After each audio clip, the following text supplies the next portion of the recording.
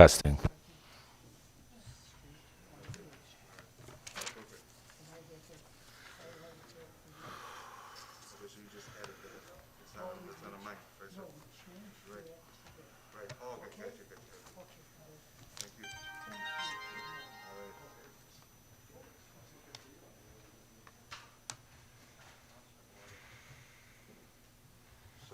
Oh, you're good. I lost some weight because of Friday. Oh, it works, but it's not fun. What's up, Alderman? How we doing? Yeah. You're great on me. Yeah. You said hello. Tell me hello. Who's that out here?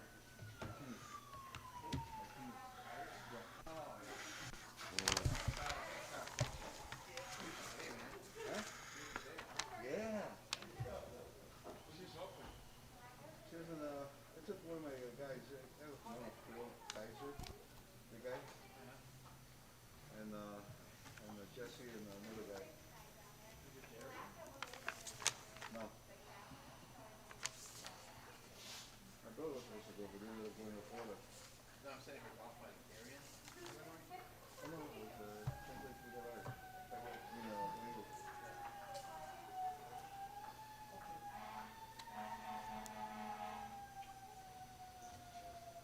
Hey, Ben, how are you?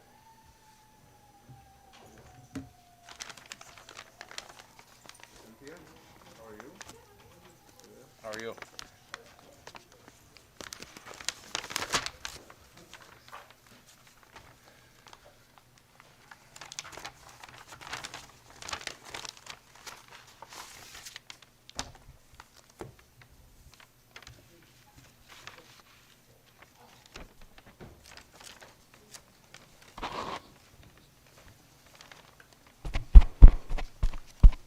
Ben, is that on? Ben, is that on? Testing. Okay. We got a few more minutes, a couple minutes. What?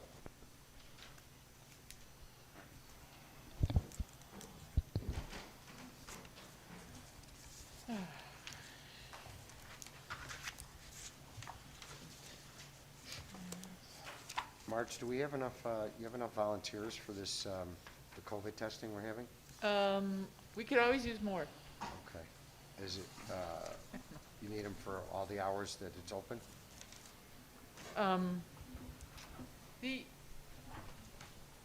Yeah, we'll have to chat about that. Okay, all right.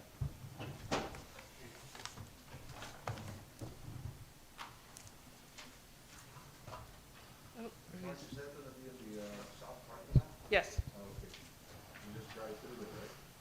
Yeah, the police have it planned where you would come up either Kenilworth or Home, and then go down the alley, and then it breaks into 28th Street, right? Right about Wisconsin, Yeah. and then enters into. We figure that way all of the cars, if there's a large amount of people who want to come all at the same time, they can kind of string out that way, and then they're going to get fed into like 2 to 3 units. Oh, okay. So that's the police plan. Okay, March, can we call the council meeting in order, please? Lennon. Here. Sorry. Ramirez. Here. Reardon. Bate. Here. Santoy. Ruiz. Avila. Here. Noack. Present. 7 present, Mayor. Make a motion that we excuse Alderman Ruiz. Second. Motion to excuse Alderman Ruiz by Avila, seconded by Santoy. All those in favor? Aye. Aye. Opposed? The ayes have it. This is the committee of the whole. The only item we have on the agenda is the 2019 CAFR, the Comprehensive Annual Financial Report, presentation by Ben Daish and John Wysocki, our auditor. Ben? Thank you, Mayor. Everybody doesn't mind if I take my mask off briefly. Thanks, everybody, for stopping by. And I'd like to also thank John Wysocki for helping us present the 2019 Comprehensive Financial Report. In this presentation, we are going to go over the highlights, the financial highlights. The second area is that we're going to talk about the Berwyn Municipal Securitization Corporation impact on the CAFR, and then John Wasaki will talk further about the single audit. First, for year-end 2019, if you flip through to page 31 and 33, specifically on page 33, on the far left-hand side, the general fund, the city was able to maintain the general fund balance of close to $12.4 million. This exceeded the policy 16% fund balance threshold at around $9 million. For 2019, what helped was that 2019, we had a positive change in fund balance of $95,000. And of course, let's remember, this is all pre-COVID. And of course, the reason for the positive change in fund balance was the city was able to keep its expenditures below the revenues taken in. The other area I'd like to highlight is on pages 35 and 36, where it talks about the utility fund, and that is the water and garbage operations, water customer account operations. On page 36, Ben, yes. do you mind if I get one of those so I can leaf through the Oh, pages with it you? might be on your, Can I have a copy? yes, of course. Let's see here. Yeah. Yeah, I did. Yeah. Good, yeah. I have That's you. one number. That's you, yep. That's okay. Sorry for the trouble. Okay, I'm sorry, go on. No worries. The 2019 operating income before depreciation was at $1 million in 2019 versus $400,000 in 2018. This improvement over the past 3 years is attributed to the following: the user base rate structure, effective expense management, as well as successful collection efforts. All these factors have helped the city to experience a very favorable operating income. And of course, this favorable operating income helps the city address future improvements needed for its aging infrastructure. Okay? The next area I'd like to talk about is the Berwyn Municipal Securitization Corporation and its impact on our comprehensive financial report. Back in November 2000 of last year, Treasurer Miranda and we had presented the operation of the BMSC, and we talked about the flow of funds, the receipts from the state of Illinois Department of Revenue, and the entity or corporation that receives those revenues and is responsible for transferring the debt service obligations to the bondholders, as well as whatever is remaining, that residual transfer goes to the city. Well, that was the operational aspect of it. Tonight, we want to summarize the audit and financial reporting component. I believe I had mentioned last year the standard for reporting is GASB 48, and obviously if you're having trouble sleeping, feel free to read it. This standard talks about the recording and reporting of the initial bond issuance, as well as the recording of inflows and outflows, which are the revenues, the debt service, administrative costs, and then the residual transfers to the general fund. Now, as a result of our audit, 2 new funds had to be established. First, obviously, slide presentation. Let everybody take a look at this real quick. 2 new funds had to be established. Of course, the Berwyn Municipal Securitization Corporation, where future tax receipts are captured, as well as the disbursements of future debt service and administrative expenses.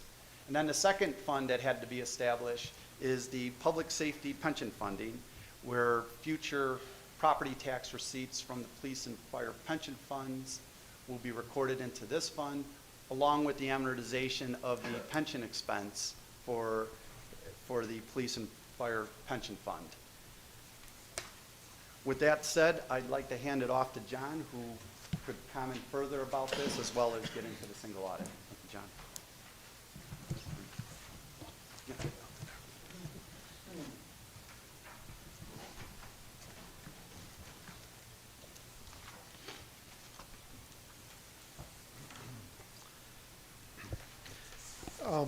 One thing I want to mention is really the results of the audit this year.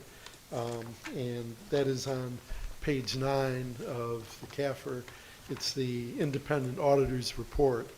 I always like to point out that the CAFR itself is really management's responsibility. We assist with preparation of it, but ultimately it's management's responsibility for the report. And our responsibility is to audit the information and give our opinion as far as whether or not it's fairly presented in accordance with the proper accounting standards. And based on our testing, we found that the information was fairly presented.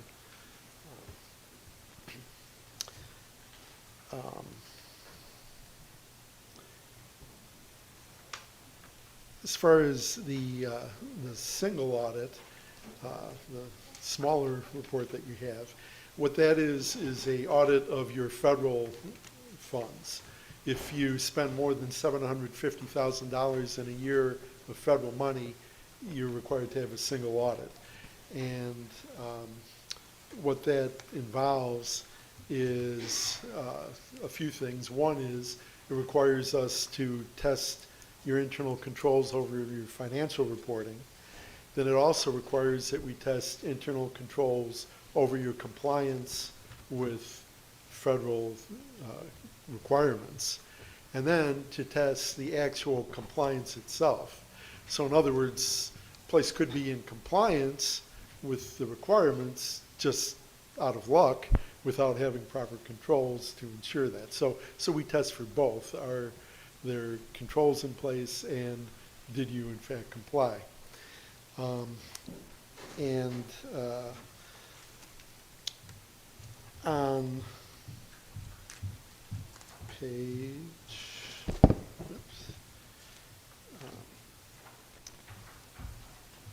page 5 of the single audit report is the schedule of expenditures of federal awards.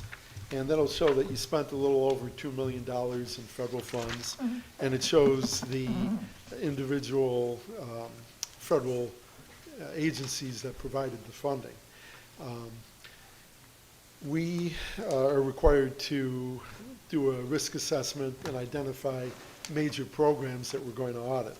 So this year we identified CDBG as well as the asset forfeiture program. In past years we've only audited one program as major. This year we ended up auditing 2 programs. As far as the results of that, with regard to internal controls over financial reporting, if there are material audit adjustments that we have to propose, we are required to consider that a problem with controls over financial reporting. We had that this year, but that was mainly a result of BMSC and some of the, I think the coordination involving the management company and the city as far as just doing some of the accounting for that. But there's then the city's required to come up with a corrective action plan, which they have done, and that's in the back of the report. The other thing, there was some uncollateralized bank balances, which have been taken care of.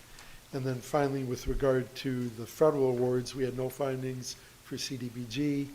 We had one finding for the asset forfeiture, which was actually a repeat from the prior year, but it was a repeat of only a portion of the prior year's findings.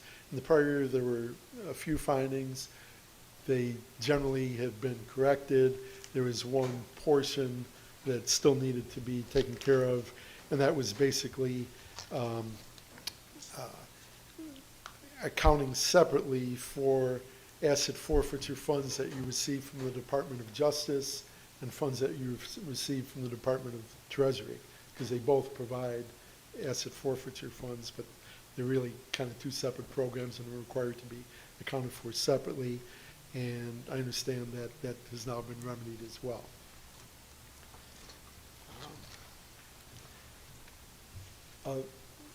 A third report that we have, the one that's just stapled here, is the required communication from the auditor to the city council at the end of the audit.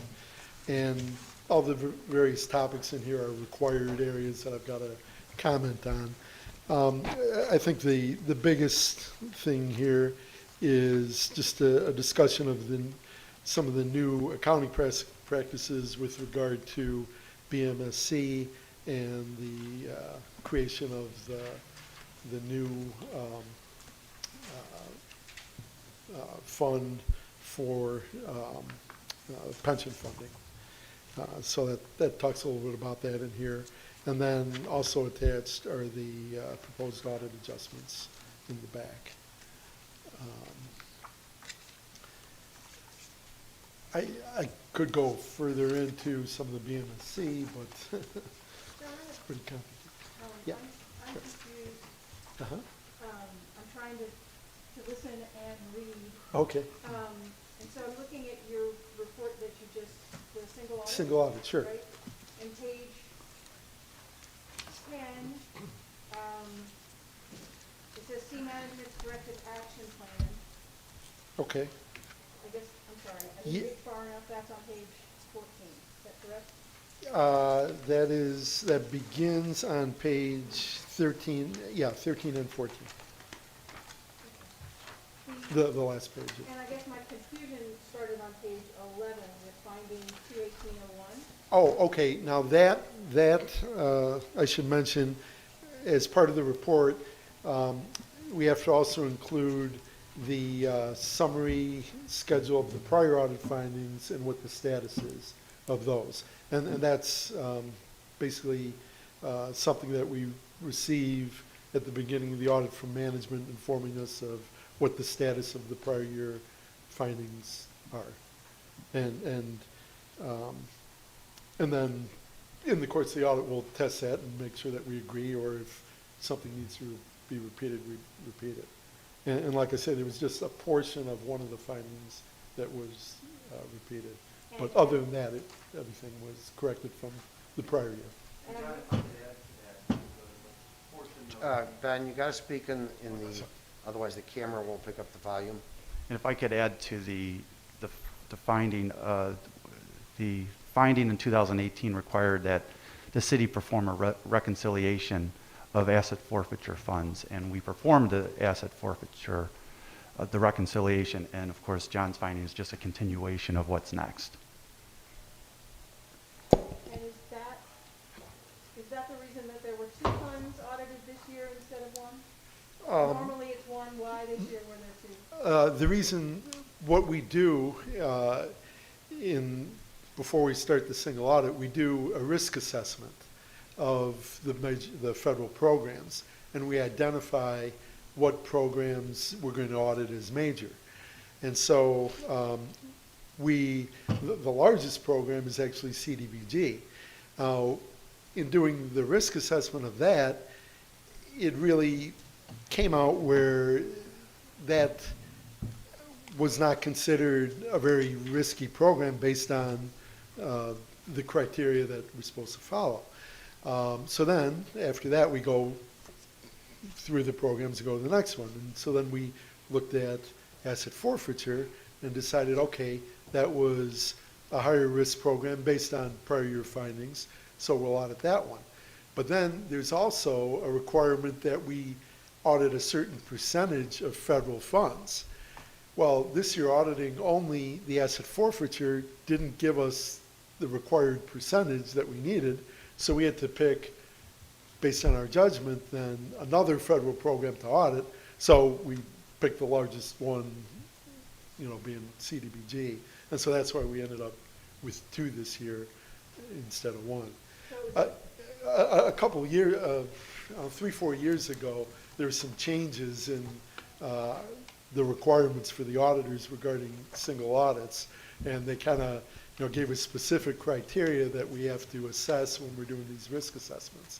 And the part of what they were trying to do by making those changes was to make sure that the auditors aren't every year auditing the same program when there's no findings and not auditing maybe some other programs. So this was a way for them to get us to, I guess, audit, more programs and not only, the one real clean program every year, year after year. So that's why it was kind of based on the risk assessment, and then the fact that the dollar amounts weren't enough to give us the coverage by just auditing the one program, so we had to audit 2. So we chose on CDBG as the second program. Does that make sense? Thank you. I have a couple of questions about, on page 7. Material weaknesses identified, no, but significant deficiencies identified, not considered to be material weaknesses. What are those? Where could I find those? Yeah, the significant deficiencies are then the, on the next page, starting on page 8, that's that 2019-001, 2019-002, and then 2019-003 on page 10, those 3 findings. The significant deficiency is less significant than a material weakness, even though, it doesn't necessarily sound like it, but it is. That's the required language that we've got to use. And if I understand correctly, the first one, we put funds into a bank that have not, we did not fully insure it above the $100,000 FDIC? Right. Now, in the end, the year, the December 31st passed by, the bank was fine, there was no, no insolvency or anything, but just as a matter of good controls, it's good to, insure. The second one makes less sense to me. Okay. Was it a communication issue between the Bluestone Finance and the Finance Department about who was maintaining the general ledger? Is that what I read in the 3rd paragraph about that? If I could answer thanks, that. Ben. Because of the new nature of the bond issuance or securitization, we had to have GASB and John's guidance as the proper accounting and the effective transfer of information between the business manager and the accounting department. We've actually formalized those communications, and the flow of transactions are processed in a manner that we can effectively account for the receipts and disbursements, so that going forward that we will have the transactions ready going forward. It's just a new unprecedented accounting for securitization bonds that we had to seek guidance for, and that's what the communication represents. How long were they not properly, how long until we got the proper guidance? Was this correction made? Was it? It was during the audit, during the audit where that's where John and his team was able to look at the transaction itself and provide the proper guidance to us so that we can set the correct procedures going forward.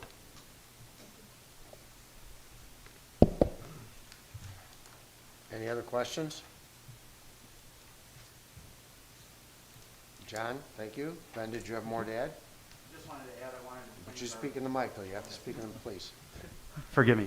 I just wanted to thank our finance department team who worked extremely hard under very difficult circumstances, along with John and GW and Associates team in putting this together. Obviously, the COVID-19 reality presented a great challenge for us getting this done. So I really appreciate everybody's efforts.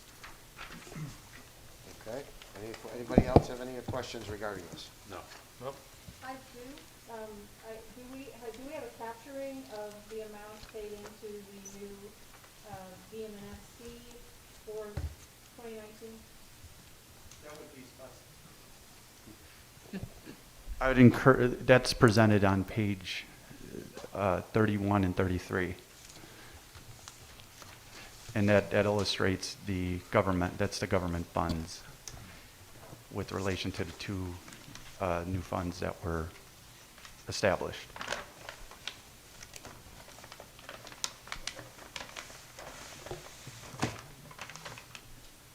And then, of course, And where would I specifically, how do I see, it's the column, there's a column number shown, right? On page 33, under the Berwyn Municipal Securitization column there, on the top, it shows other taxes being received of about $16 million. Now, if you look also further below towards the bottom of that page, you'll also see transfers out of almost $11 million. And so out of the 16 million that came in tax revenue, the portion that was not needed for debt service would get transferred back to the general fund. And that's the number that I would like you to just point out to my non-accounting brain. What is Okay. that number? That's the 10,689,2,988. It's in parentheses down on other financing sources. That's the transfer. So of the 16 million that was captured and sent to them over the half year or whatever it was, We got approximately 11 million back into the general fund. thank you. Cool. Fair enough. Anybody else have any other questions? Okay, gentlemen, Andrea, thank you. Cynthia, I know you had a big part in that too. Thank you very much. I have asked for a motion to adjourn the committee of the whole, please. So moved. Led in by Santoy. All those in favor? Aye. Opposed? The ayes have it. We'll be back at 8 o'clock for the general meeting.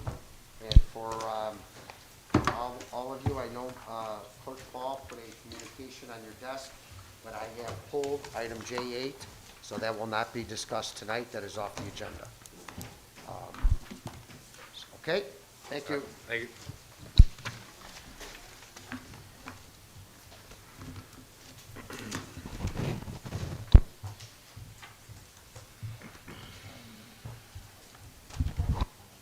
How's it going? It's dandy. Totally dandy.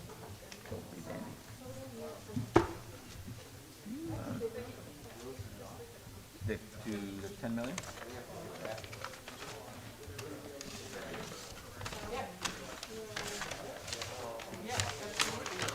Why wouldn't it? Yeah.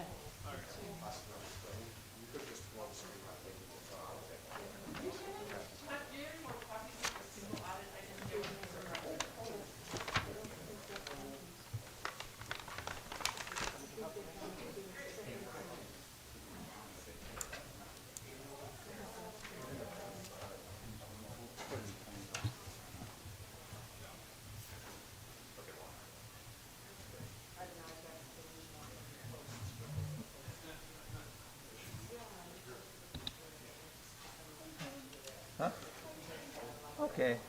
It's just a quick argument. But otherwise, they're falling.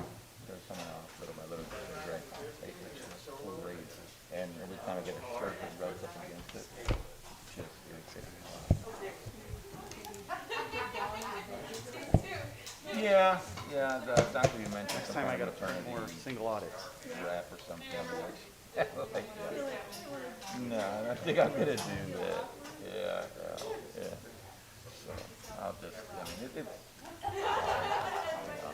the one thing I can't do is like kind of put some lotion on it. Not, you can't. So don't put anything on it. How's it going? You got a minute? Yeah. One or several, huh? Yeah. I'll start 59. Hey, really? Yeah.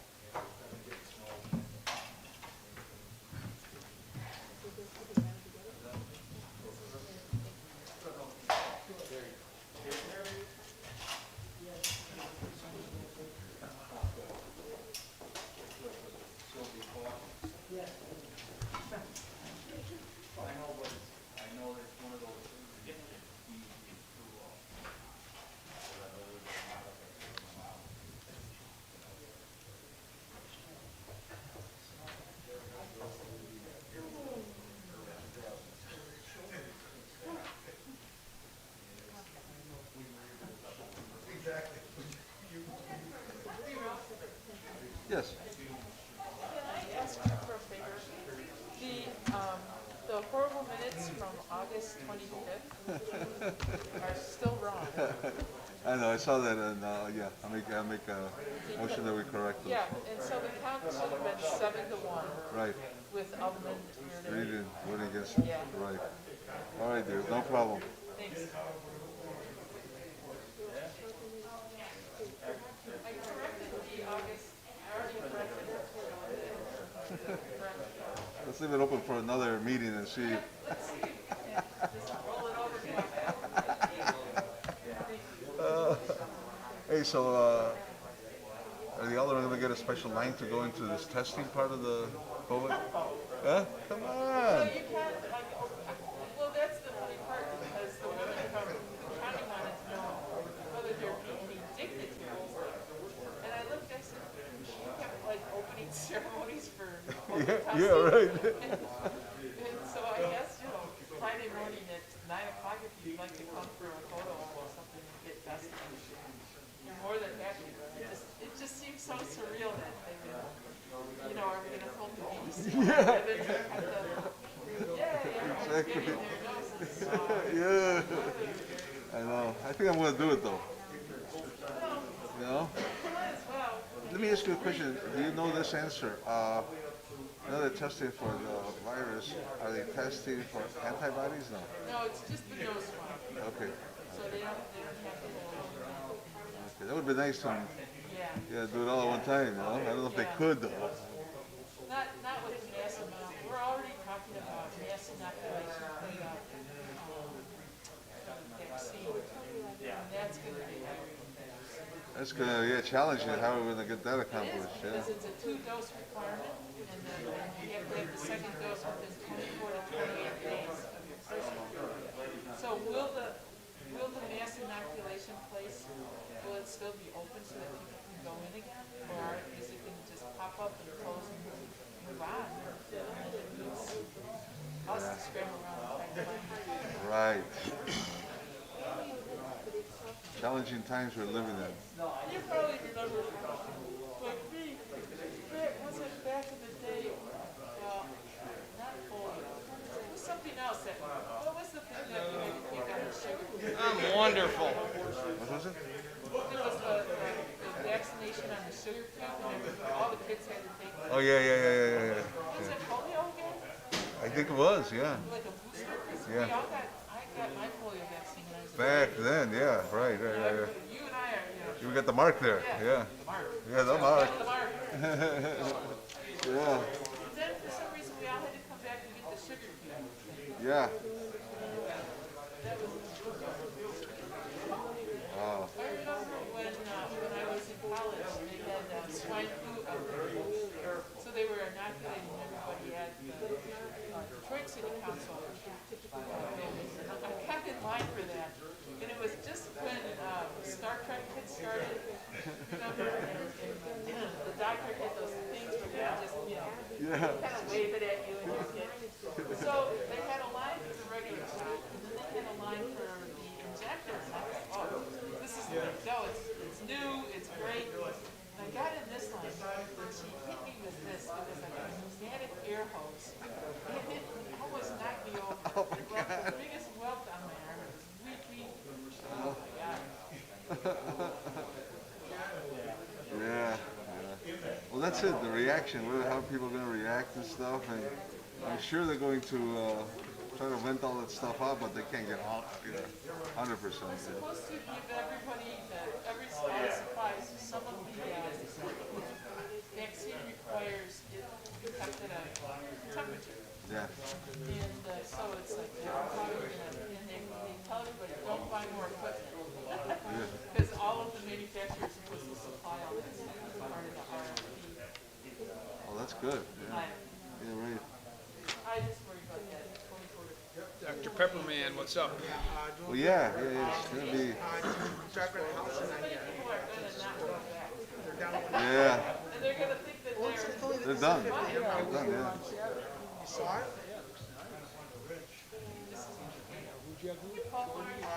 The people next door to George, yeah, they did. Yeah. We had the permit, obviously. Yeah, but thanks. I worked with, like I said, I worked 2 to 10 over the weekend. I made a sausage, mushroom, cheese omelets. You know what? Was it good? Oh, Fast, huh? yeah, well, it's up there, it's pretty good. Hey, was it, yeah, everything's all good. I gotta work the rest, these are my 2 days off. I work the rest of the week. I gotta work a couple of nights this week, but I got robbed. I'm saying I got robbed. Yeah. Just wanna let you know, because I know you want me one piece, especially when I work at 2 collections. That's what I'm worried about. I'll be okay. I got robbed. Hey, Raphael. What's up, man? What's up? Good work. Caesar gave me one son. Yeah, good. Good to see you. Likewise, buddy. Hey, Paul, do you want to copy the agenda? Aren't you cold? I'm freezing. It's 76 outside. I'm sweating. Hi, Tom, how are you? Good. Hey, Tom, she says I'm freezing. Good to see you, buddy. Hey, you know what she says? I'm cold. It's 76. I'm sweating out. It's warm out there. It's supposed to be 80s this week. What a way to put it. Hi, Janine. We need to get the architects. We need to know what you're going to destroy and what. Here you go. We're ready to go. Need my,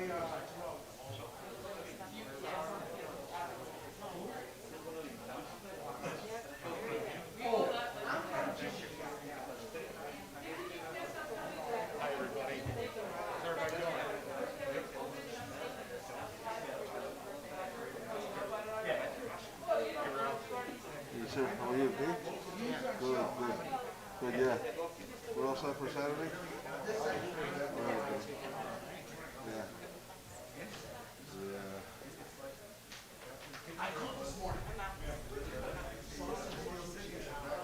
I know. You're right. Come on.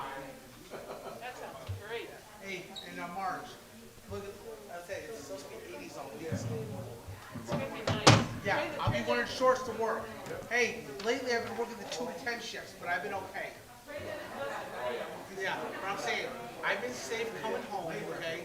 Just wanna let you know. I did, you know what? Wait, let me tell you what I did today. On Saturday night, I got dropped off at Richard Woods by one of my coworkers when I was at meeting. It was at 10:30 there, I worked out Richard on that. Oh, that's the same. Yeah, I know, but I'm saying, even at 10:30, I was, sorry, I was shut down. I'm an essential worker. I can't get to the. Oh, I was doing my marijuana. And then, Friday, I put the American cheese and shrimp. Thank you. That's it. That's it.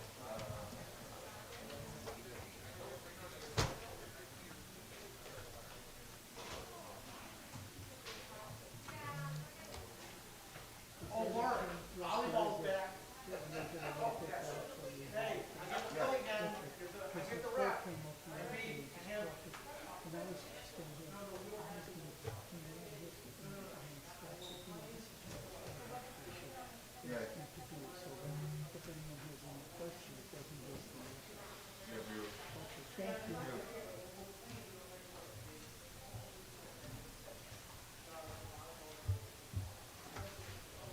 Hello, sir. What's going on?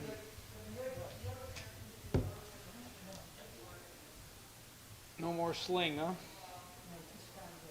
Good.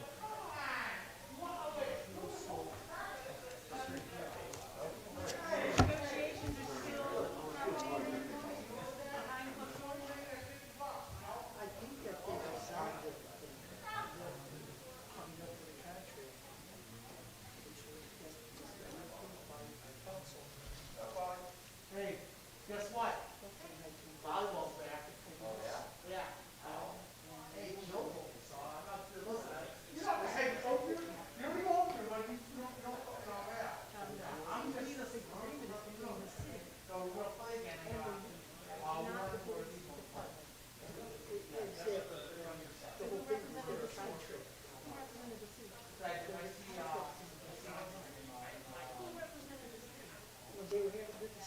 Richard, he's the VP there. Hey, Who is it?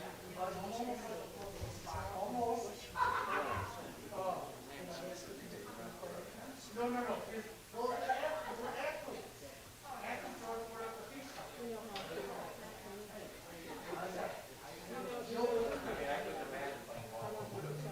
No, I wore a piece cover. No, Jill said no hat. She said this hat. We start next month. Probably going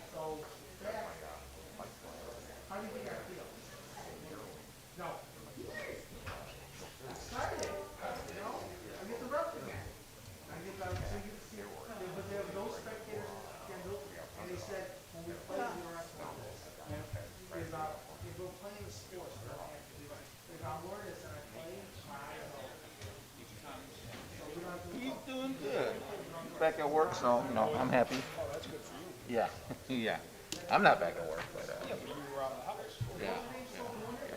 So he's out of my, yeah, yeah. So now he leaves in the morning at the whole house, and I'll probably go back to work next week. Yeah, yeah, yeah. Yeah, yeah, get them out. Hey, it helps. Oh. Hopefully he's not on there. I'll be on vacation when the season starts. I think this off our. I worked a couple of 210 this week.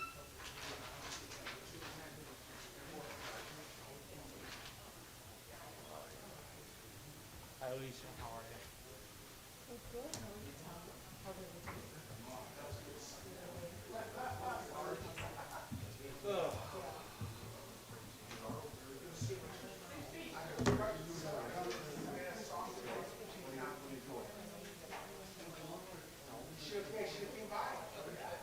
It's like bars, you know? I told you, she came out. Hey, Tony, volleyball's back. Where? Yeah. When we play, we don't have to wear these. Hey, you know what I'll do? Hey, you know what I'll do? You know what? No. You know, I'm like my dad when I rep, you know. Right? I got his attitude when I rep. Yeah, I know. And you know what? I got the same qualities when I rap. Yeah. Hey, if you drive by our house, we did our people.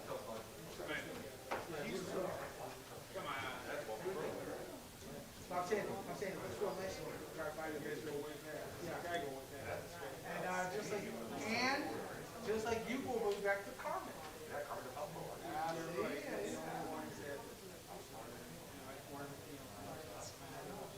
And yeah, you know, you want to come by, Scott, you got to come by to the next one to see what he put the real good job. Okay? Okay, I'm asking you as a gentleman. No, it was last Saturday, but when we have the next one. Yeah, when we have the next one, they'll tell me and I'll tell you. I have one. Well, yeah, we have it every month. So, I want you to come to see it. Yeah, that's right, you tell. Hey, it wasn't that full, but there were a lot of broken vase in one of them. Okay, that's full, because it's all big pieces. I know, yeah, you know what, we don't get as much, but we get all the rest.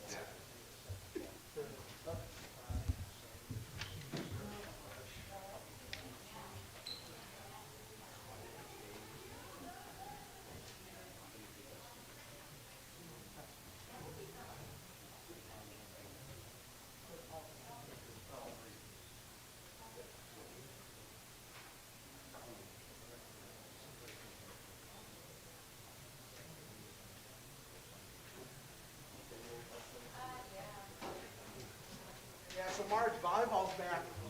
I'm like, I'm gonna check out that water too. okay, that's it.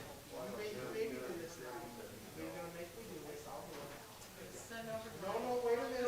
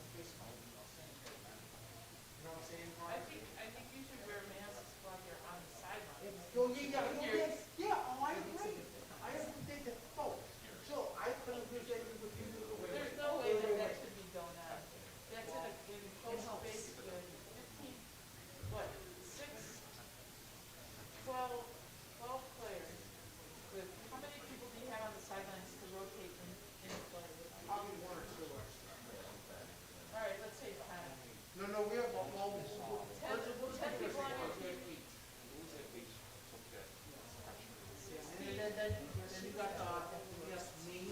So you've got 32 players without masks, plus the manager or the coach, Those football, plus the referee. me, and then the, You're not wearing your mask right now, you're over your nose. Just trying to keep you safe.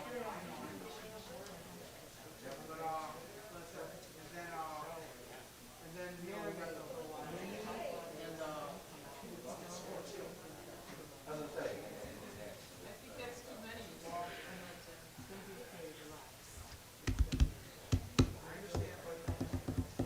Yeah, you know. that's what they wanna do, you know? No, they better. Yeah, it's not one.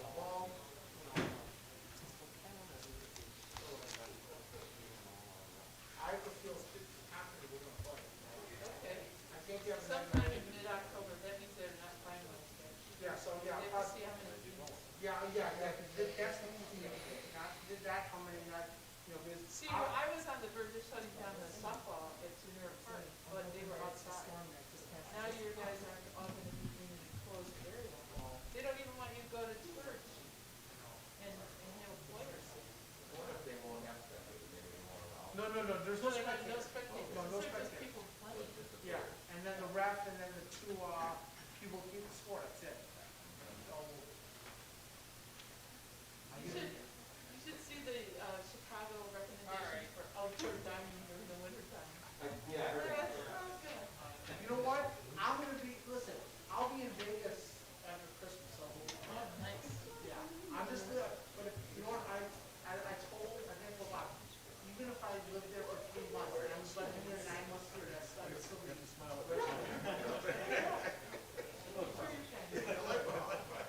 Even though I might not be living in Berwyn, I'll still be, you know, I'm gonna be back for the, I'll be able to, I should be able to, I'm gonna go for the.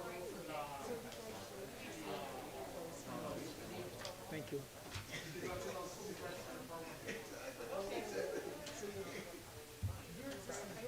I saw Virginia at, we shopped at the club. And people are so,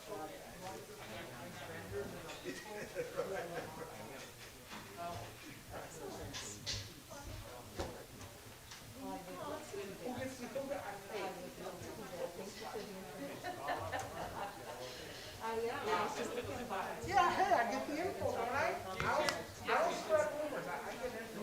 You're right, you don't. Right, Bob, I don't spread rumors. I know you don't. Rumors are from cowards. You got that right. Right there, Mark? Rumors are from cowards.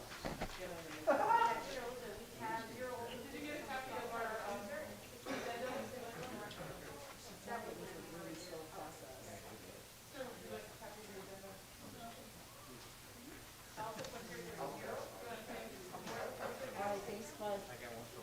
Okay, thank you.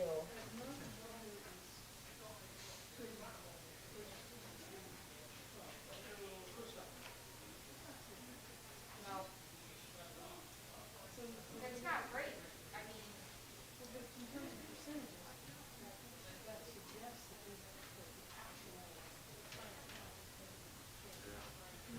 it's gonna be.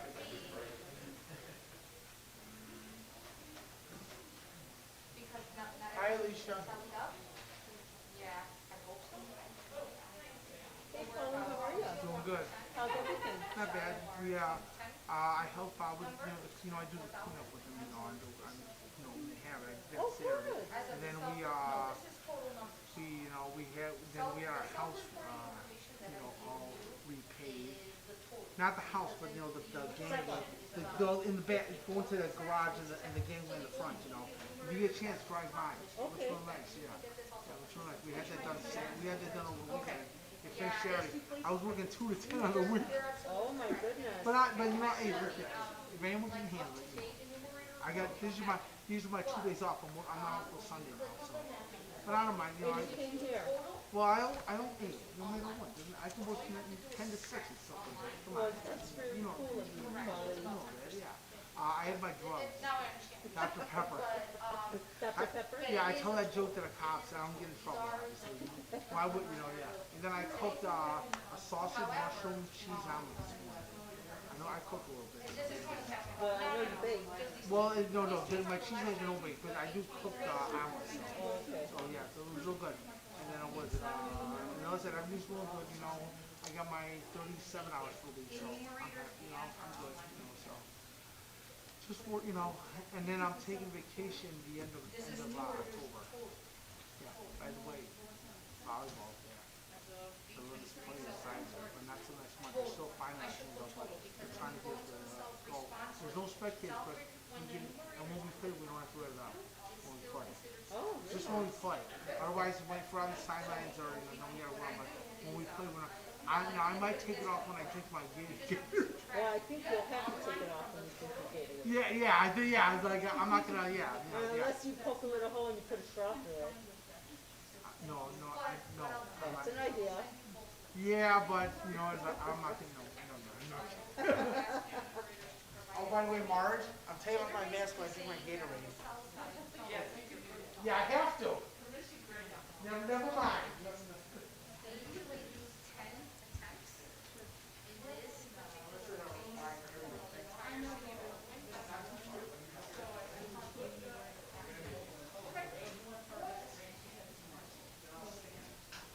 so one of the things that has worked for them is one of the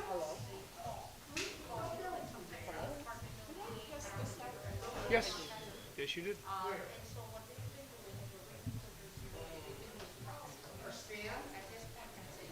They're not going to raise it. They're now gonna do is come to all these.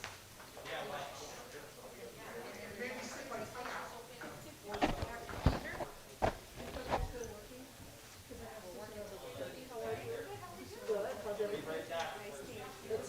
It's odd to see you with dark hair. Really? Yeah. Well, because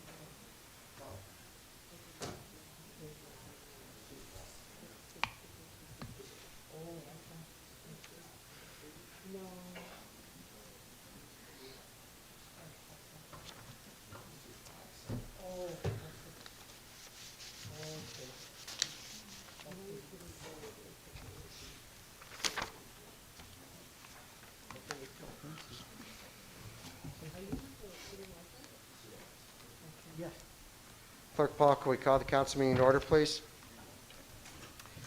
Lennon. Here. Ramirez. Here. Reardon. Here. Bate. Here. Santoy. Here. Ruiz. Here. Avila. Here. Noack. Here. 8 present, Mayor. Can we all rise for the Pledge of Allegiance and please remain standing? Of the United States of America, and to the republic for which it stands, one nation, under God, indivisible, with liberty and justice for all. If we could all keep in our thoughts and prayers the family of Berwyn Police Officer John Fitzpatrick. His father passed away, and unfortunately yesterday there was a major accident here at 26th and East with a young man by the name of Dan Jacklin from Jack's Rental. He's fighting for his life in intensive care in the hospital. If we can keep in our thoughts and prayers.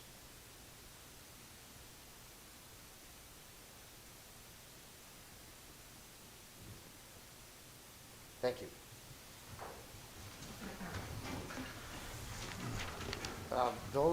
Just so everybody's aware, I know some of you are here regarding the cameras, which was item J8. That was pulled from the agenda, so that will not be discussed tonight. You're more than welcome to present your statements to the clerk if you want to for the open forum, or if you want to hold them until this matter resurrects itself, we can do that. It's up to you guys, but just to let you know.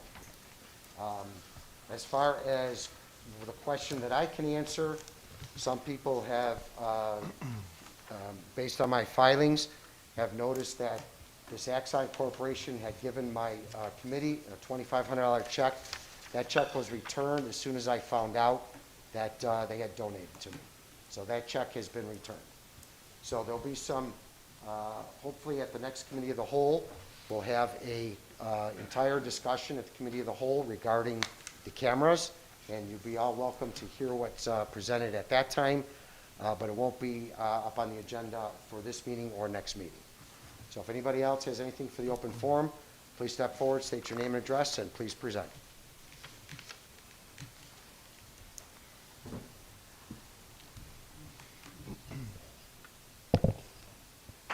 Can you hear me? Yes. Okay, then I'll keep my mask on. My name is Sabine Kraus. I'm a resident. I'm not homeless. At 6949 30th Place. I have 3 things I would like to state.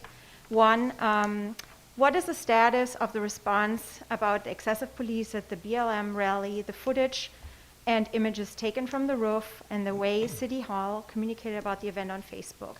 Because I was at that meeting, but There was a response regarding that by the police department. As far as the footage and cameras, that was not probative evidence. It was all destroyed already.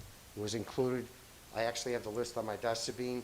It was included with about 40 or 50 other items of evidence that were destroyed because they were either not used for cases anymore. That had no probative value. That was also destroyed at that time. like digital files, et cetera, would have been deleted. They were discs, and they're busted up, and then they're burnt. Oh, okay. I witnessed the destruction. Okay, cool. And then the way the city stated it on Facebook, I'm just curious how that communicate, like my question was also about that, like how the city had ultimately stated, you know, like making it kind of like sound scary to stay away, and that City Hall was closed because of the rally.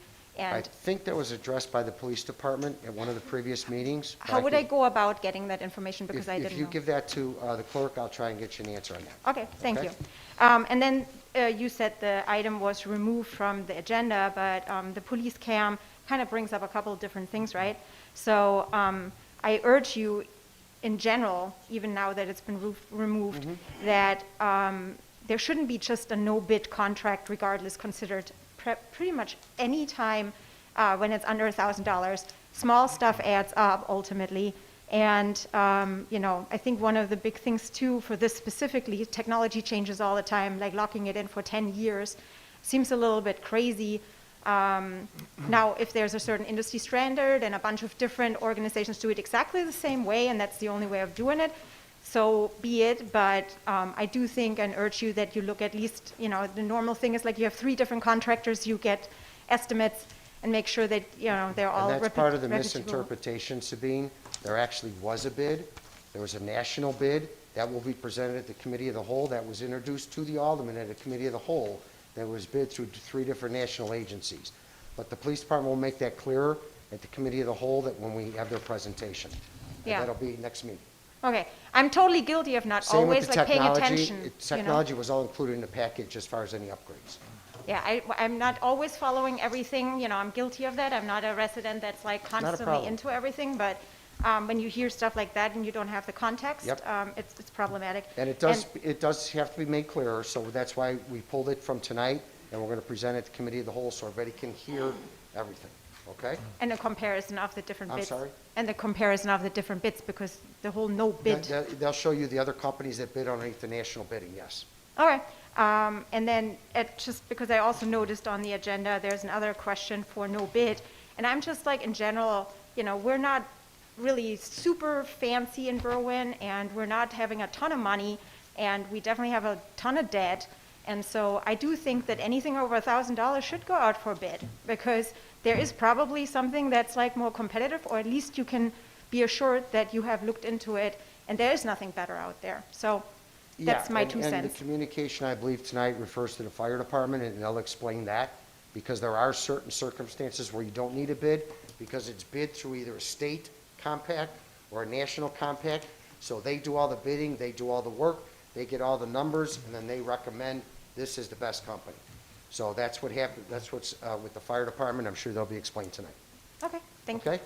And Mayor, correct me if I'm wrong, if we don't follow that, it could cost us more money if we go someplace else. Yes, again, most of these places, when you do the bidding, again, with a state compact or a national one, they feel out everybody across the nation or across the state, whatever it might be. Good. Yes, ma'am. Hello, I'm Nicolette Marie Peñaranda, a resident of 3633 Euclid Avenue in the First Ward. So first I want to begin by saying good evening, Mayor Lavero and the rest of City Council, and I pray that this finds you and your families well. I come to you all with a grievance this evening with the intent to receive an understanding as well as reconciliation. So recently I had the opportunity to meet with neighbors on the 3600 block of Wesley Avenue. My neighbors informed me for 3 years the street light across the street from their house has been out. 3 years. Them, the family next door, and another house across the street, which is directly impacted from this, have been reaching out to the city and their aldermen for a very long time trying to get it fixed. The neighbors said that the man behind the street light is blind, and also raised concerns that they have daughters to worry about. It concerns me that Berwyn residents are expected to wait more than 3 years to get a streetlight fixed. It concerns me even more that this streetlight impacts the safety of a disabled person, children, our seniors, and others who may be considered targets to any violent or criminal behavior. I invite our City Council and residents of Berwyn to consider matters like this a public safety issue, because properly illuminated streets can literally make the difference. I invite you to consider how many women do not even consider going running or taking a walk at night because of the things that can happen to us in the dark. Consider the potential violence that could come about to a blind person or an elderly person under that unlit streetlight.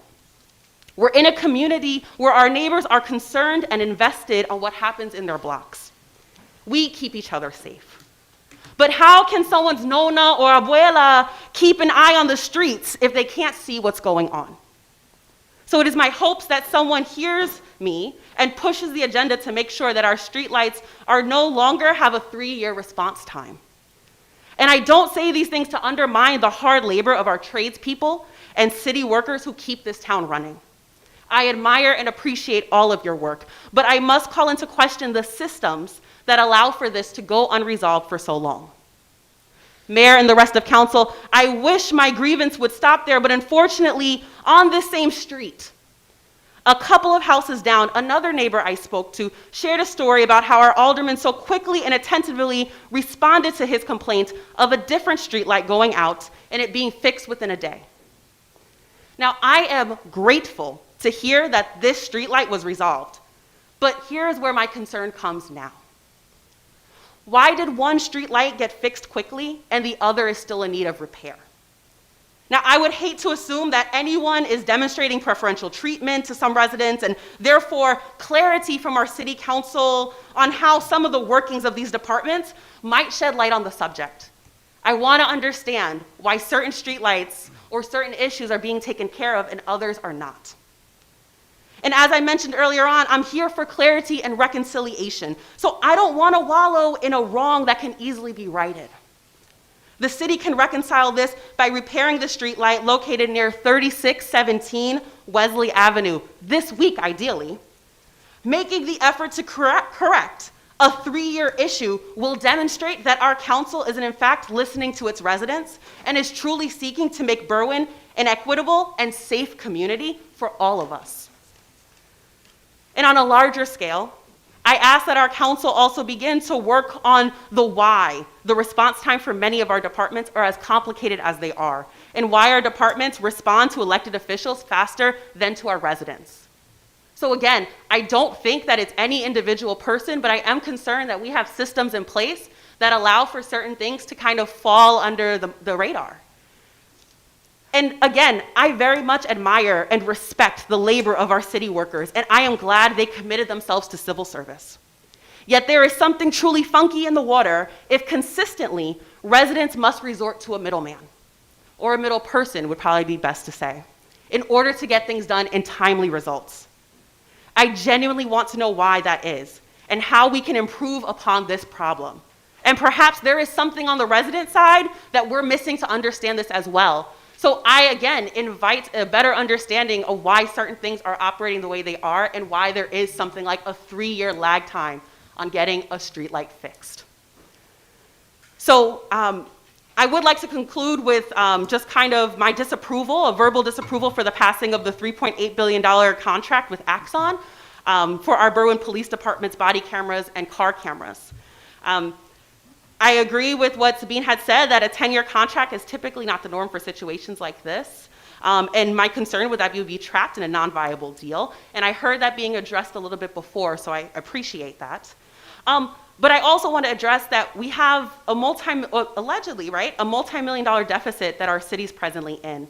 And so it doesn't necessarily seem like good stewardship to not receive, I said bids here, and I heard that you clarified that as well. But it may not seem like good stewardship to jump into something like this until it's an appropriate time. And I agree that I think we all want what's best for our police department. And what I'm hearing also, and please, I invite you to correct me if I'm wrong, but Axon was also investigated for corruption. And if I am wrong, I will happily take that back. But if that's an organization that we choose to get involved with, my fear is that that will tarnish the reputation of the Berwyn Police Department if something else comes up. And that's the last thing we want for our officers and for our community. I don't know about the corruption part. I know that they had a lawsuit that the commission has taken up and voted for. Zip. Alderman Nowak, you know more about that than I do. Oh, it was under the Federal Trade Commission. I think she's referring to the lawsuit from 2013 with their practices in Arizona. But yeah, that was a lawsuit from 2013. Different matter. They were purchasing or acquiring another camera company, and they put together some new statutes in their contract, and the Trade Commission voted 4-0 to 1 not present to drop the charges and move forward with the acquisition. The only thing that's left is for them to convene and finalize it. So I think that was all resolved. Yeah.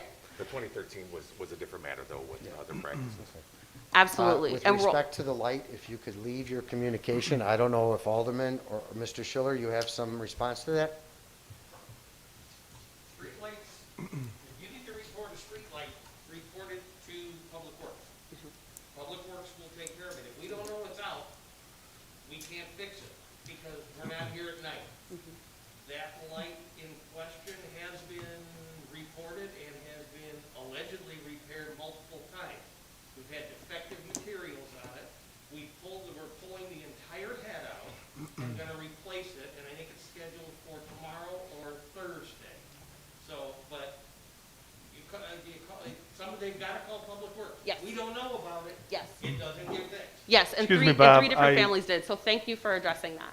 Bob, I sent that to you twice, and that's the one I sent last week and a couple weeks before. When you did, we fixed it. Right. Okay. Anything else, Nicolette? Absolutely. So I wanted to thank you, Mayor, and the rest of council for your time, and I look forward to building a better Berwyn together. Thank you. Can you leave a copy of your communication with the clerk, though, anyways, please? Thank you. Absolutely. Anybody else for open forum?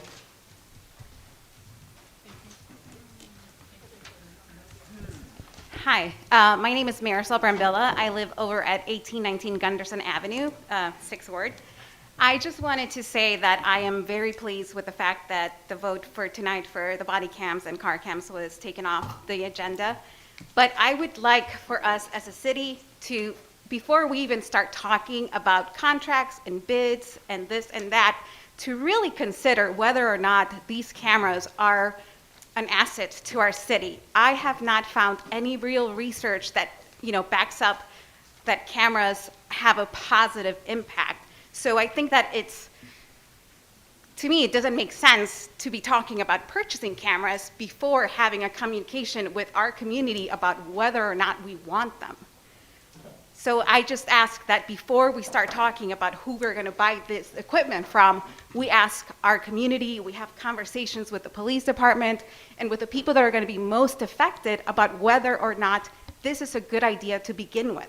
So I don't know what the answer is. I'm not an expert on this, but I ask that you take the time to first really, really decide if this is the right step to take before we start talking purchasing. And at the committee of the whole, the statistics will be shown. No, this has to be a conversation. I understand that. I'm just saying, that's the committee of the whole, the statistics will come out.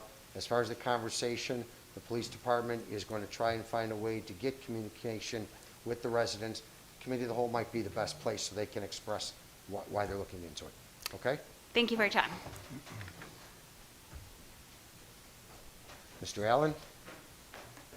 How are you, sir? My name is Daryl Allen. I live at 1638 Home Avenue, resident here of Berwyn, and I wanted to do three things. One, I know that on your agenda you have the summary of the public art communication listening sessions. I actually conducted that listening session. So the first thing I want to do is I want to thank you for having the listening session and for giving space for opportunity for individuals in the community to share what was on their mind, and they were clear. The second thing I wanted to do was to thank the staff and the individuals of Berwyn. I am a recent Berwyn resident, and I was pleased to see that the individuals came and felt comfortable enough to share what was on their heart and mind. That makes me happy that I'm a resident of a place where people can share. The third piece I wanted to share is that in the document, it gave some very specific things that it was hoping that would be taken care of, and I wanted to assure this committee and those who are the residents that the documentation is clear and all of the information has been captured and actually is going to be sent out already to everyone who registered, so they get a copy of the report that you have here. So with that being said, I wanted to share that if there is ever an opportunity for individuals who need listening, or if there is an opportunity for where individuals need to have services where people are being mediated, I would be happy to help with that. And I am again pleased that Berwyn has put these pieces in place, because at the end of the day, the documents that we created came from the residents of Berwyn. Thank you for your time. Thank you, Mr. Allen.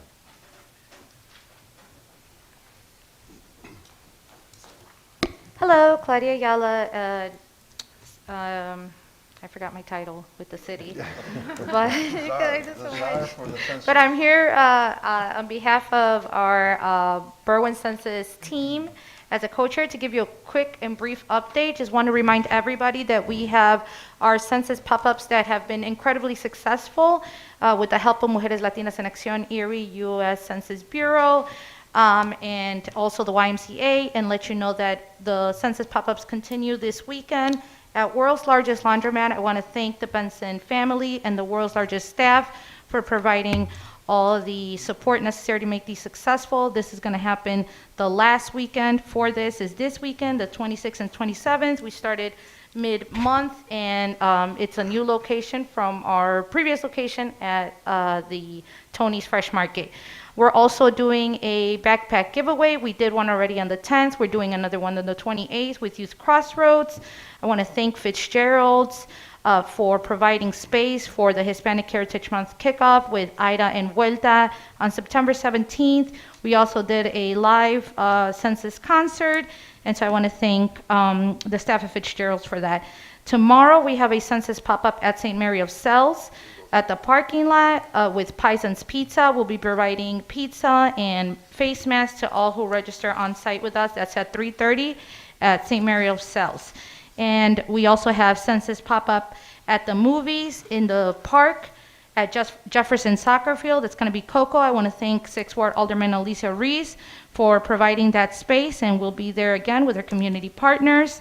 Lastly, on Sunday, we have the Ultimate Quinceañera giveaway, September 27th, in collaboration with Cook County Census, Telemundo, Channel 5, and our community partners, which will be, again, assisting in self-response, and everybody that enters or registers for the census that day qualifies for an entry to win the Ultimate Quinceañera. Lastly, we have District 98. Again, on Monday, we're doing Highlight the Census. District 98 was in need, 6th graders were in need of highlighters, so we're providing highlighters, census information and assistance. Reprints on the September water bill with the census information. Robocalls set out for the 25th and the 28th in collaboration with Congressman Garcia and Mayor Lovero. And lastly, 7th Ward Alderman Rafael Avila also has an ongoing census contest, which is a drawing for any Berwyn resident that submits their screenshot to Alderman Avila. They are entered into a census raffle, and the winners will be announced on 10/1/2020. And I also want to just mention Maria and Cesar Chavez, which are our Berwyn enumerators. They are the #1 performing enumerators in the entire region. So that's all of Cook County. Yeah. They're not here with us today because they're working. And I just want to make sure that everybody knows how difficult it is to not just get, census response, but to get it at the door. So Maria and Cesar Chavez are doing amazing. We have no open cases remaining on the south side. That's from Windsor on to Pershing. And we have only 60 open cases on the north side in order for us to reach the 2010 numbers, which were 67.7%. As of now, we are at 64.6%. I just want to say, Mayor, that with all of Claudia's efforts and everybody involved in this thing, those numbers went up significantly in the last couple of weeks, but we still need a lot of work, folks. So please, anybody that knows neighbors that have not done this, please try to encourage them. If they need some guidance, somebody that speaks Spanish, Claudia could be contacted, I could be contacted. We want to make sure that everybody's counted. This is good for the community, good for the children, it's good for the hospitals, future hospitals and stuff. Funding that we need. Please help out in this thing. We got 8 days left. Thank you. Thank you. Thank you. Sir?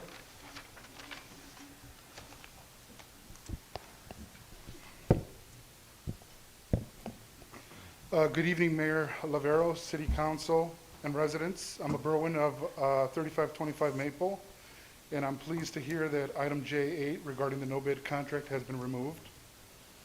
No-bid contract should only be used to address issues that are time-sensitive and pose a public health risk. Therefore, again, I'm glad to hear this, that the City of Berwyn will not rush into any contract, especially a no-bid contract for police cameras, without additional vetting and community input. To be clear, I'm not opposed to allowing for cameras to be utilized to provide transparency and accountability. I am, however, opposed to a no-bid contract, especially those that include additional costs down the road. Many residents will remember the objections of the safe speed red light camera and the no-bid contract. Mayor Lavero, you stated that you were impressed by the presentation provided by Safe Speed. No community input was requested and no additional vetting performed in regards to the Safe Speed no-bid contract. This is even after the apparent perceived conflict presented by Mr. Santoy.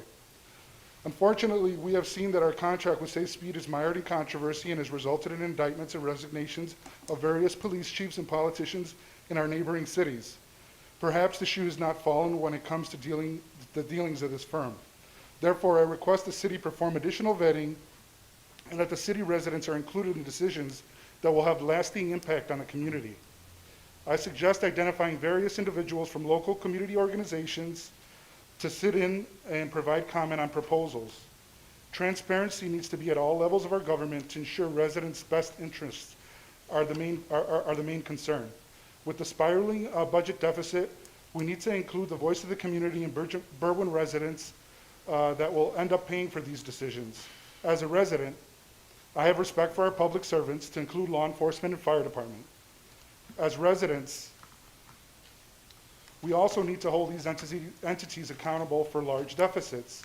Let's not forget that Berwyn has a very large, well-manned, and well-paid police department and fire department. Many of those at the higher levels of police and fire department positions are not Berwyn residents. My big picture question to the City Council and its residents is, how do we ensure city government employees and officials have our best interests in mind? I understand city residency requirements may not be feasible. However, the community needs to be involved at the decision-making process when it comes to paying for these services. The majority of the Berwyn committees are comprised of individuals that do not live in Berwyn. In many cases, these individuals hold various positions in Berwyn or other committee positions. Therefore, please allow for more transparency at all levels of Berwyn city and social services. Adding Berwyn residents to various committees could help add transparency to the decisions that will have an impact on the city residents and their tax burden. My last comment is to the Berwyn residents. Remember to vote and hold your elected officials accountable. Thank you. Sir, could you forward that to the clerk, please, so she has a copy of that? Yeah, I'll forward that to Okay, you, Marge. thank you. All right. Raphael, I'm a resident at 3500 Maple. All right, thank you. Anybody else for open forum? Alderman, anything for open forum? I know you have something, Marge, I know. Mayor, Alderman Byrne? Scott? I'm going to have a first ward cleanup this Saturday, 10 a.m. to 12 p.m. at the Berwyn train station, partnering with Youth Crossroads, Christian Life Center, Scout Troop 301, police and fire department as well. Okay. Same thing, Mayor. I got on October 30th, that's Saturday, a cleanup at the Canadian National Viaduct at Ridgeland Avenue. And again, that's with Youth Crossroads and the American Medical Association. Okay. Alderman Byrne? I received an email from a resident in 3-4, which is just south of the CN tracks. I was visiting her, visiting the neighborhood, and I'll thank you for visiting our home. It was a pleasure meeting you. It was a pleasure to speak with her through her door. I hope you'll excuse our reluctance to open the door for fear of COVID, but our experience is that most people in our neighborhood aren't wearing masks or social distancing, and we were caught off guard to see someone actually doing so. We wish that Berwyn would do more to promote safety during this time. When the windstorms came through weeks ago and damaged our next door neighbor's house, a couple dozen firefighters, police officers, and other workers showed up to help, which is great, but no one was wearing a mask or social distancing. Workers stood in clusters, talking closely unmasked alongside neighbors, as if the pandemic didn't exist. This alarmed us, as it explicitly goes against CDC guidelines. We expect this from our current federal government, but not locally. We moved here from Chicago 2.5 years ago to buy our first home, and friends from the city report that Chicago city workers are doing a much better job of taking the virus seriously. We need the general public in Berwyn to see that city officials and first responders are taking COVID seriously and setting a good example. Additionally, no one should have to hesitate to call 911 for emergencies because they fear that first responders will show up unmasked. Thank you for your time and consideration. Stay safe and well. She asked that her address not be shared. It's Heather and Jose, and I'll share this with the clerk. Just. I would just add that I too have noticed that when folks are outside working, they don't tend to be wearing masks, city employees, public works folks. And I would like us to, as a city, speak to the necessity that we maintain the CDC guidelines because our numbers are not good. and we're all impacted by that. So I appreciate Heather and hope that we can continue to just do better. Okay. Alderman, anybody else? I'd just like to make an announcement about my event this Friday in collaborations with PAV YMCA, District 98, and Country Financial. We're holding Movie in the Park at Jefferson Soccer Field. It's open to everyone. Registration is required, so please go to my Facebook page and find the link to register. We are enforcing safety measures, so masks are needed, and we'll be monitoring our traffic control really well. That gates open at 6:30, movie starts at 7:15, and it's free to everyone. Yes, Mayor. I just want to thank Sandra Montez from In Motion Counseling. If everyone remembers at last council, we proclaimed Berwyn our September Suicide Awareness and Prevention Month. Yesterday, we had an online Zoom meeting that was well received, a lot of good information out there, so I just want to thank In Motion Counseling for doing that. And I also want to thank City Administrator Green and the Berwyn Police Department for answering my numerous phone calls and questions regarding this contract so I could get the truth out to my residents, and I really appreciate it. Thank you. Okay. No other items for open forum? I'm sorry, I forgot about you, Marge, my mistake. I'm sorry. I have it on my desk too, I know. Just a quick announcement. The United States surpassed a milestone, a very grim one. 200,000 COVID deaths occurred over the weekend. Berwyn, unfortunately, yesterday had its 47th resident die of COVID. Our cumulative case count since April is 2,163 Berwyn residents attacked by the virus. I'm pleased to report that the Berwyn Health District has hired 3 staff members to help us fight this disease. We call them the COVID Defense Team. They're on the street helping businesses to understand the new and sometimes confusing guidelines to keep us all safe and to keep businesses open. And many, many businesses are very cooperative, and we're grateful for their cooperation. Moving forward, the Berwyn Public Health District, along with the City of Berwyn, is bringing a mobile COVID testing unit provided by the Illinois Department of Public Health to Berwyn. That'll occur this weekend, Friday, Saturday, and Sunday from 9 o'clock until 5 p.m. in the south lot of the Berwyn Public Library. You don't have to have symptoms to be tested. It's free to Berwyn residents and people living in our surrounding towns. Everyone's welcome. So if you don't have symptoms, don't worry, you can still be tested. If you've had contact with someone who might have COVID, please don't worry, come and be tested. Thanks.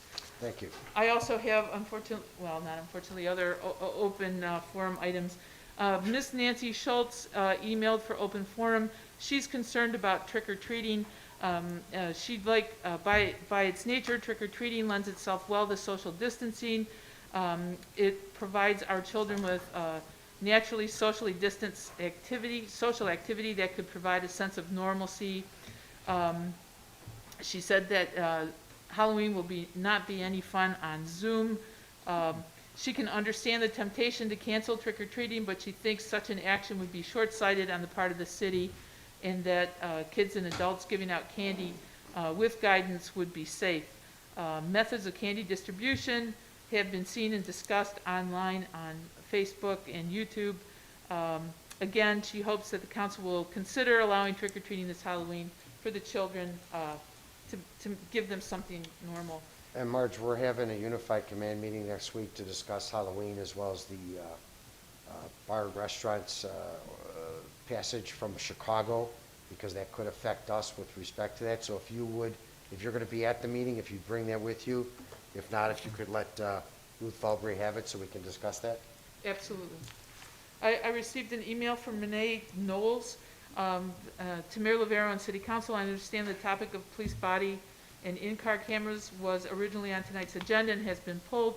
I'd like to thank the mayor for listening to the concerns of residents and aldermen and taking this off the table for now. As I had written in my original statement before, the deal was being proposed was very concerning. More time is definitely needed. As a Berwyn resident, I am absolutely for exploring the need for body and in-car cameras for our police, as I'm sure this topic will come back again when and if it does. My hope is for the following: absolute transparency, a bidding process no donations from any of the bidding companies, a fair cancellation policy and/or shorter contract, and most importantly, a thorough dialogue between police department and members of the community. We, the residents of Berwyn, have spoken here before about the need for our police to engage more with the community to build trust. We've been told this is a good goal. So you can imagine how concerning it was to find out this matter was already being put up for a vote. It's my sincerest hope that this is not how this will be conducted in the future. Look forward to working with our elected officials. I received another one from Dr. Amy Oberlin. Most prominent concerns are the cost. Our city is constantly strapped for cash. A $3.8 million contract is not an insubstantial cost for the city of our size, and the bidding process would ensure the city is using its funds most efficiently. Proper due diligence of the company will also reveal any potential problems with Axon's current operations. She goes on to talk about the involvement in an antitrust litigation in federal court and gives the link in the website. Another element to consider is Axon's claims to the footage recorded by the cameras. According to a 2017 Washington Post, Axon claimed some ownership of this footage. Is this agreed to in contract with by Berwyn? This would be a major problem down the road when the city or its citizens have to apply to a private company for public footage. The issue may be considered by the city already, but that had not been made clear. So she understands this is not up for a vote, but she wanted to express her opinion. And then, yes, lastly, Mayor, I have a statement by Mr. Matt Williams concerning the body cam proposal. Chief Stamagli and the representatives from Axon offered a presentation to council regarding the $3.8 million contract. Mr. Williams gives a number of points, 5. In regard to the sole source status of this bid, the only justification that I can find is that Axon is currently the only supplier of these integrated systems. This is due to Axon's purchase of their main competitor, ViView, in 2018. He goes on to say, what will the policy use for the body cameras be? While the stated intention was to bolster trust in the police, there's growing evidence that cameras alone do not accomplish this. A March 2020 study by George Mason University Center for Evidence-Based Crime Policy reviewed 70 independent studies, and he goes on to state some of those findings. Number 3, who will have access to the footage and who can delete it? Public trust comes from knowing that the footage of these cameras will be available as requested by those in need. Number 4, how will this be paid for? During the Finance Committee meeting last week, it was stated that the primary source of funding would be through asset forfeiture funds. This is a non-budgeted and non-guaranteed source of income for the police department. His 5th point, my final concern is the length of the contract. 10 years for anything tech-related is too long. Despite assurances that the contract will keep the tech up to date, it does not account for the drastic price reductions that are common as storage and technology advancements are made. Thank you. Good, thank you. Item C1? Excuse me, Mayor, before we proceed, I'd just like to make a housekeeping item, mention the housekeeping item that we tried to clean up last meeting, Marge. That was for the minutes of the meeting of August 25th, 2020. In section C, item I4, that was for the At Bay Insurance Company for cyber insurance. It shows a unanimous vote. It actually was 7-1. The one abstaining, or no, the one no vote did not approve this was Alderman Reedon. That's correct. I checked my records and I agree with that.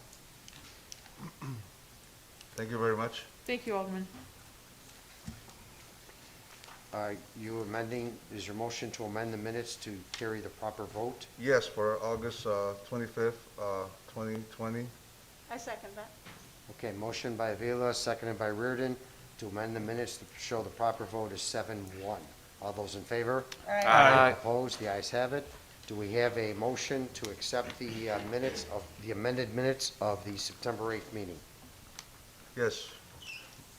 It's my motion to accept the regular council minutes for the meeting schedule held on September 8th, 2020. Second. Motion by Avila, seconded by Fate, to accept the amended minutes of September 8th, 2020 of the regular council meeting. All those in favor? Aye. Opposed? The ayes have it. Item D1, please. Item D1 is a communication from Deputy Chief Sorolia regarding fire pump controller replacement project. Yes, it's my motion that we concur with Chief Samaglia and staff and the recommendation of Patrick Engineering, enter into a contract with pump repairs to replace the fire pump controller at the Berwyn Police Department in the amount not to exceed $23,600. As a corporate authorities, enter into agreement with them, sign it, and pass it on to passage. Second. I actually have a question on that. So Patrick Engineering gave the specifications and drawings, the design.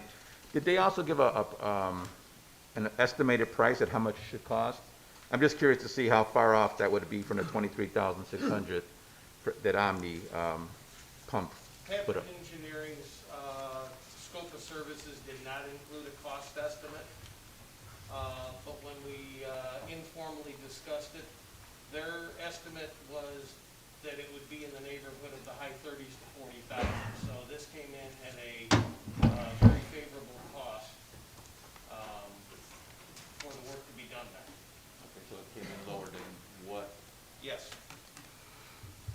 Gotcha.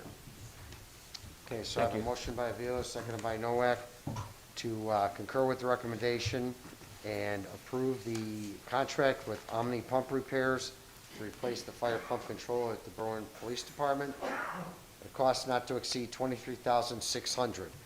Have the corporate authorities negotiate the agreement, sign the necessary papers, place on its way to passage. All those in favor, on the call of the roll. Lennon. Aye. Ramirez. Aye. Reardon. Aye. Fate. Aye. Santoy. Ruiz. Aye.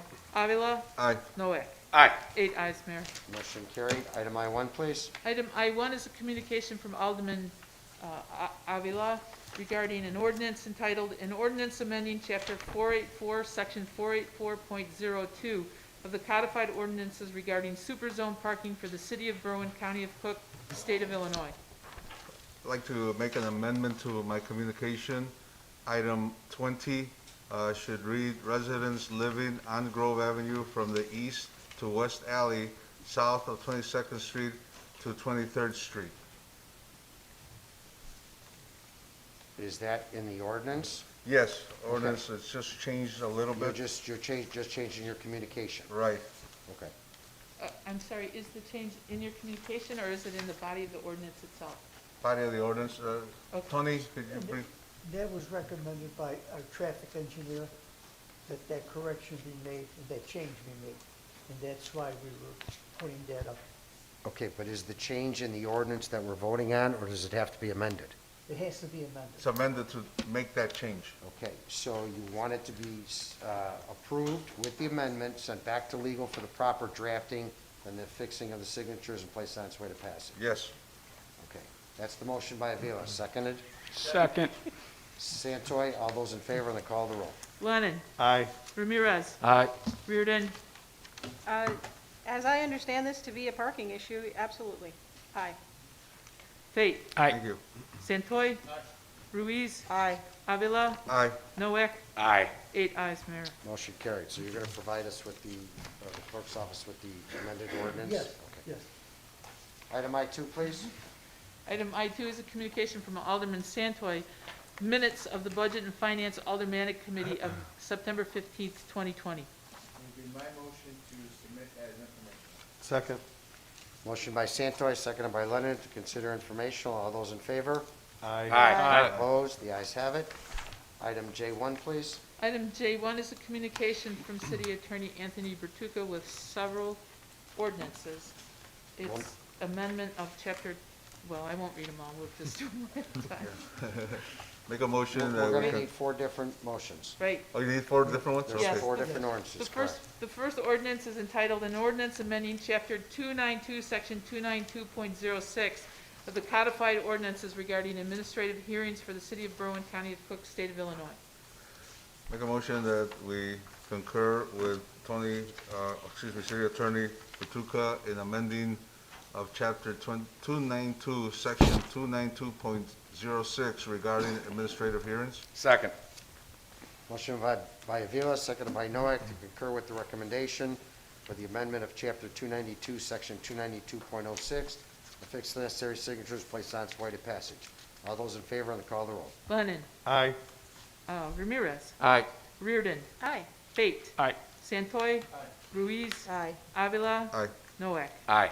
8 ayes, Mayor. Motion carried. Second motion, sir. The second motion, an ordinance amending Chapter 292, Section 292.99 of the codified ordinances regarding the schedule of fines and penalties for the city of Berwyn. Make a motion that we concur with City Attorney Tuca in amending of Chapter 292, Section 292.99 regarding schedule of fines and penalties. Second. Motion by Avila, seconded by Noack, to concur with the recommendation for the amendment of Chapter 292, Section 292.99 regarding scheduled fines and penalties. Affix the necessary signatures, placed on its way to passage. All those in favor on the call of the roll. Lennon. Aye. Ramirez. Aye. Reardon. Abstain. Okay. Fate. Aye. Santoy. Ruiz. Aye. Avila. Aye. Noack. Aye. 7 ayes, 1 abstention. Motion carried. Marge, I'm sorry, next one. Yes. I skipped you And- last time. An ordinance amending Chapter 420, Section 420.01 of the codified ordinances regarding adoption of vehicle code for the city of Berwyn. Make a motion that we concur with City Attorney Tuca in amendment of ordinance 420, Section 420.01, adoption of Illinois vehicle codes. Second. Motion by Avila, seconded by Noack, to concur with the recommendation, amend the ordinance 420, Section 420.01, the adoption of the Illinois Vehicle Code, affix the necessary signatures, and place on its way to passage. All those in favor on the call of the roll. Lennon. Aye. Ramirez. Aye. Reardon. Aye. Fate. Aye. Santoy. Ruiz. Aye. Avila. Aye. Noack. Aye. 8 ayes, Mayor. Motion carried. The last item, please. Ordinance adding Chapter 662.12 to the codified ordinances of the city of Berwyn to establish retail theft as an offense related to property for the city of Berwyn, County of Cook, State of Illinois. Make a motion that we concur with City Attorney Tuca in addition of Chapter 662.12 regarding retail theft as an offense. Second. Motion by Avila, seconded by Noack, to concur with the recommendation, approve the ordinance adding Chapter 662.12 regarding retail theft as an offense for property. Affix the necessary signatures, placed on its way to passage. All those in favor on the call of the roll. Lennon. Aye. Ramirez. Aye. Reardon. Aye. Fate. Aye. Santoy. Ruiz. Aye. Avila. Aye. Noack. Aye. 8 ayes, Mayor. Motion carried. Item J2, please. Item J2 is a resolution and to approve an intergovernmental agreement for the coronavirus relief funds. Make a motion that we concur with City Administrator Ruth and adopt a resolution to approve an intergovernmental agreement for coronavirus relief fund. Second. Motion by Avila, seconded by Noack, to concur with the recommendation of City Administrator Green and approve the resolution to approve the intergovernmental agreement for the coronavirus relief funds. All those, affix the necessary signatures, place on its way to passage. All those in favor, and call the roll. Lennon. Aye. Ramirez. Aye. Reardon. Aye. Fate. Aye. Santoy. Ruiz. Aye. Avila. Aye. Noack. Aye. 8 ayes, Mayor. Motion carried. Item J3, please. J3 is a communication from Assistant Fire Chief Caniglio to waive the sealed bid and enter into a contract with emergency reporting. Chief? First of all, that's my communications. I'm not sure why that was on there like that. Oh, I'm sorry. I want to make very clear, this is not a no-bid contract, okay? A very extensive and thorough RFP was completed just a few months ago by National Purchasing Partners. And what that does for us here in Berwyn, it gives us extreme purchasing and buying power that we normally wouldn't have. For example, we did extensive research, our administration, and we got prices on many different vendors, okay? And this particular vendor not only met our city's needs, but was the most cost effective. And for example, what happened was when we were able to get a price from them, we were then able to get a lower price through NPP, the Cooperative Purchasing Program. So that is how this benefits a small department like Berwyn, when this national organization does the bidding for us. So number one, it is not a no-bid contract. I want to clear that up right now. Is there any other questions? Yeah, I have a question. So the RMS CAD, that's software, right? So the police also use a software similar to this. How different is the police RMS from the Night and day, night and day. The CAD system is shared by both. We're not looking at that. CAD both, okay. This is the fire department record management system. In my communication, you'll see we're required to keep records on everything from EMS, emergency medical, to inventory, to our national reporting systems, and that's what this does, this software does. And not only will this help us answer our FOIAs, which we're having difficulty now with, this will be cheaper than what we are paying now for an outdated software, and at a much less cost, initial cost. And I'm not asking for any extra money. This is already in our budget. I guess the reason I asked that is at the budget meeting that was held last week, the police brought up that they're also going to have to replace theirs pretty soon too. So it being software, and I work in software, you can't customize one to do, customize it to your needs. It has to be a specific. Right now, there is not a product out there that works for our CAD system, the police department, and the fire department. It does not exist. In the future, we do need to address the CAD system, which we brought to the budget committee the last couple of years, which the city will benefit greatly from, and that will need to be addressed. But that's not what we're doing here tonight. But the CAD is shared, you said, right? The CAD is shared. Okay. Yes. That was also in part of the study done by Hiller and Hines, Yeah. was the CAD system. Yeah. Right.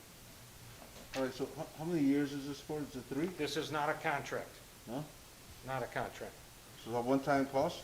One-time cost, which we have in our budget, and then an annual cost, which you'll see at the bottom of that spreadsheet in your communication,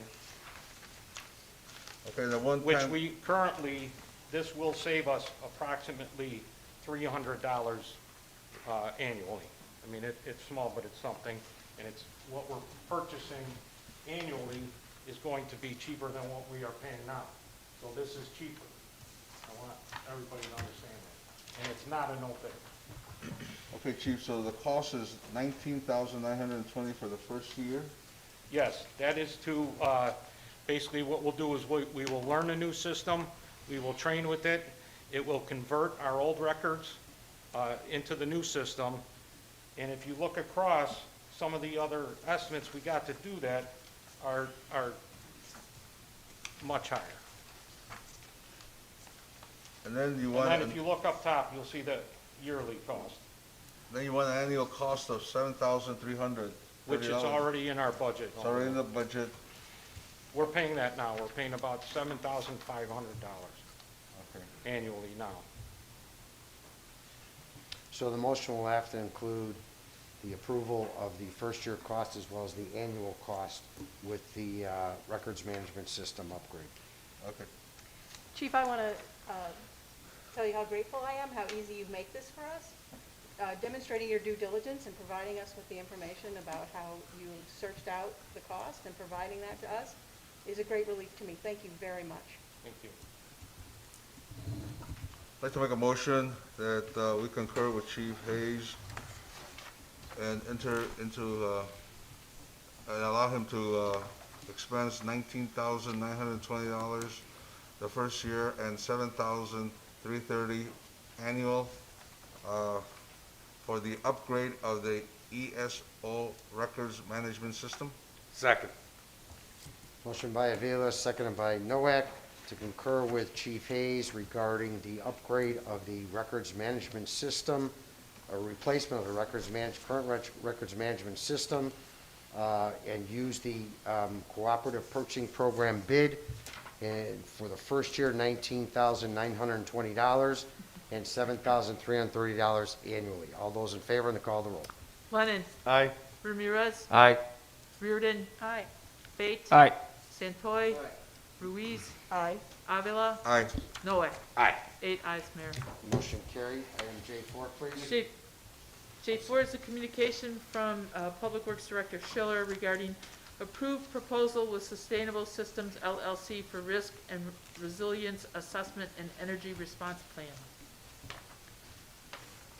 I'd like to make a motion that we concur with the recommendation of Public Works Director to proceed with the execution of the proposal of the City of Berwyn Risk and Resilience Assessment and Emergency Response at total cost of $41,700. Second. Motion by Ruiz, seconded by Lennon, to concur with the recommendation of Director Schiller and authorize him to proceed with the execution of the proposal for the City of Berwyn Risk and Resilience Assessment Emergency Response Plan for a cost not to exceed $41,700. All those in favor, of the call the roll. Lennon. Aye. Ramirez. Aye. Reardon. Aye. Fate. Aye. Santoy. Ruiz. Aye. Avila. Aye. Noe. Aye. 8 ayes, Mayor. Motion carried. This statutorily has to be done by December. We have to have this in place.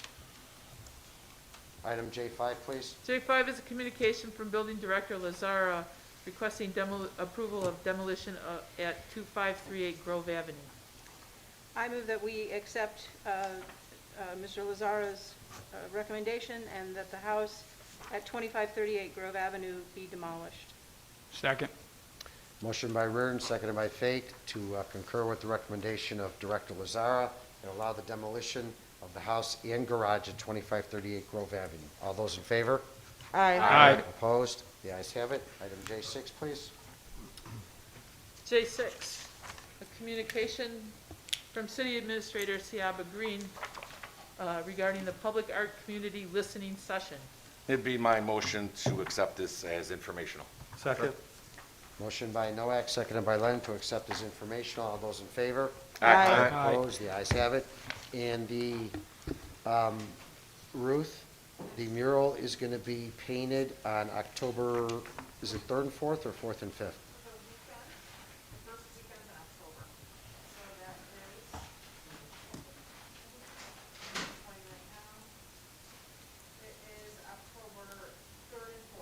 Yes, we met with the Berwyn Public Arts, and it's all been authorized. They put the application, it's all been approved.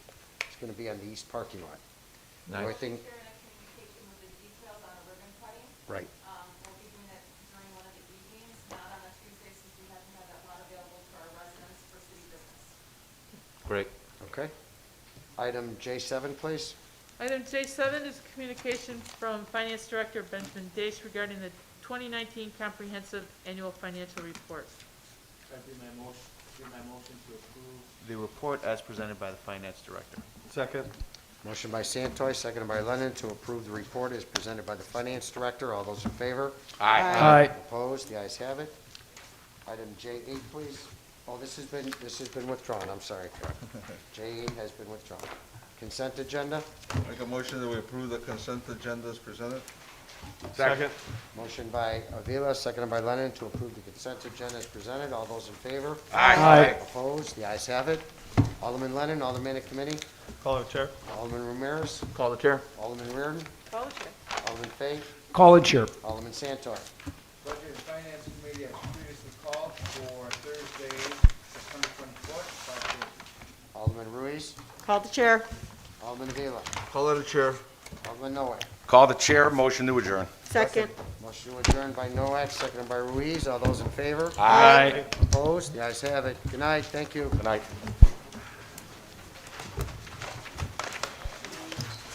Hi, wish we could shake hands.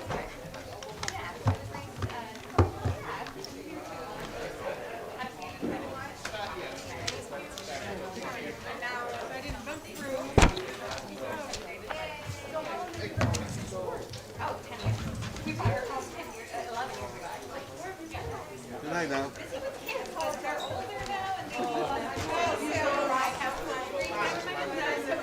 Good night, yes. Uh-oh, not good. Beautiful. All right, bud.